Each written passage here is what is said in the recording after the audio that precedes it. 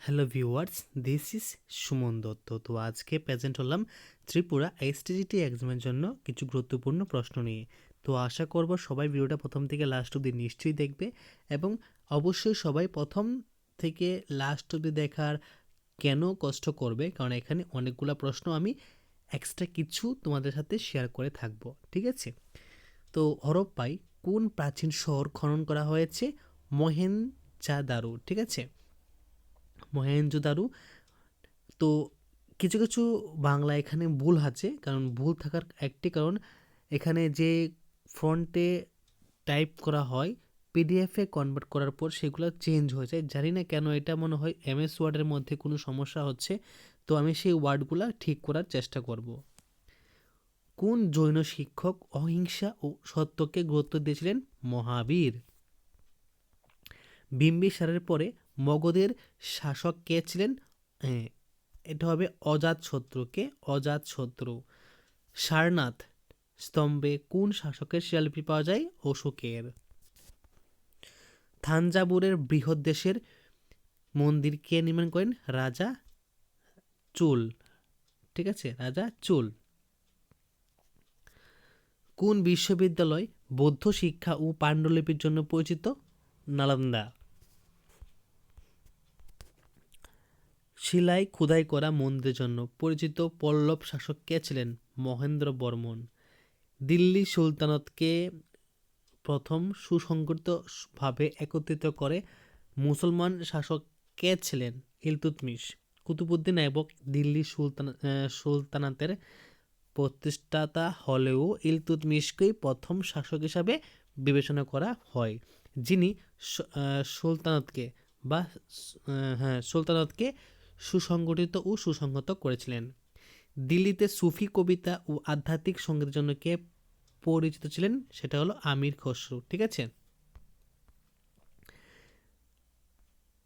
Who was the founder of the Aligarh আন্দোলন, ঠিক আছে, বা আলিগড় মুভমেন্ট, মানে আলিগড় আন্দোলনের প্রতিষ্ঠাতা কে ছিলেন? স্যার সৈয়দ আহমদ খান। বক্সারের যুদ্ধে ব্রিটিশদের বিরুদ্ধে লড়াই করেছিলেন কারা কারা? মীর কাসিম, ঠিক আছে, Shuja-ud-Daula and K Mughal empire. খিলাফত আন্দোলন কে শুরু করেছিলেন? আলী ভ্রাতৃদ্বয় বা আলী ব্রাদার্স, ঠিক আছে, যেমন সৈকত আলী এবং মুহাম্মদ আলী জওয়ার।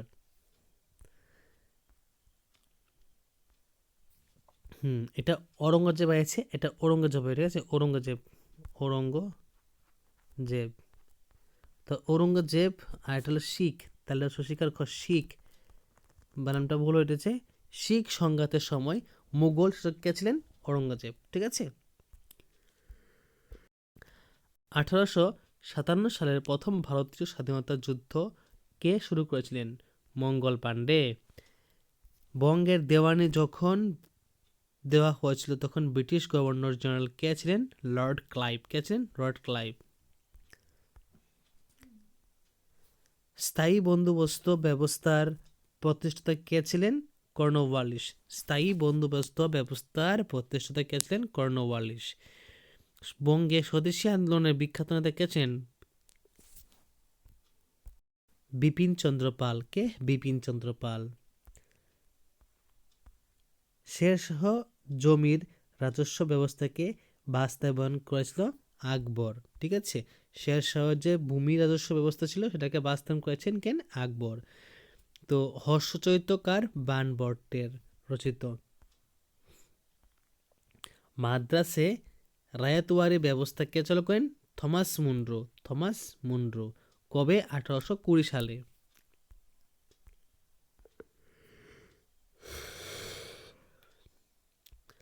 মহারাষ্ট্রে ভক্তি আন্দোলনের বিখ্যাত কবি সাধক কে ছিলেন? তুকারাম। তিনি একজন ছিলেন মারাঠি কবি এবং মহারাষ্ট্রে ভক্তি আন্দোলনের একজন প্রধান সাধক। গুপ্ত বংশের শ্রেষ্ঠ প্রতিষ্ঠাতা কে ছিলেন? শ্রীগুপ্ত। কে ছিলেন? শ্রীগুপ্ত। অজন্তা ও ইলুরা গুহা কে নির্মাণ করেন? গুপ্ত ও রাষ্ট্রকূটা রাজা। অর্থশাস্ত্রকার। অর্থশাস্ত্র হলো, এখানে উপরে সলগুলো লেখা হয়েছে কারণ এই যে কৌটিল্য, তার আরেকটা নাম চাণক্য বা বিষ্ণুগুপ্ত। ঠিক আছে, তার জন্য এখানে উপরোক্ত সবগুলো নাম দেওয়া হয়েছে। তারপর প্রথম পানিপথের পথের না, এখনো পথের হবে, ঠিক আছে, পানিপথের যুদ্ধে শাসক কে ছিলেন? বাবর। ঠিক আছে, এটাও কিন্তু ভুল উঠেছে, পানিপথের হবে। তো বাবর মুঘল সাম্রাজ্যের প্রতিষ্ঠাতা এবং ইব্রাহিম লোদি দিল্লি সুলতানের শেষ শাসক এর মধ্যে কবে? 1526 খ্রিস্টাব্দে প্রথম পানিপথের যুদ্ধ হয়েছিল। দিল্লির সুলতানতের প্রতিষ্ঠাতা কে ছিলেন? কুতুবউদ্দিন আইবক এবং দাসবংশের প্রথম সুলতান। দিল্লি সুলতানতের প্রথম নারী শাসক কে ছিলেন? সুলতান রাজিয়া। দিল্লি সুলতানতের দুর্গের মাস্টার নামে পরিচিত শক্তিশালী শাসক কে ছিলেন? আলাউদ্দিন খলজি।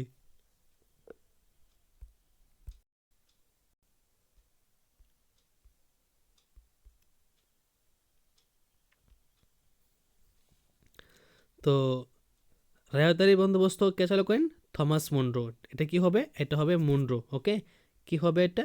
মুনরো হবে। তারপর এখানে আছে খিলাফত আন্দোলনের নেতা কে ছিলেন? নেতা ছিলেন আলী ভাই, শৌকত আলী, আর হলো মোহাম্মদ আলী জৌহর।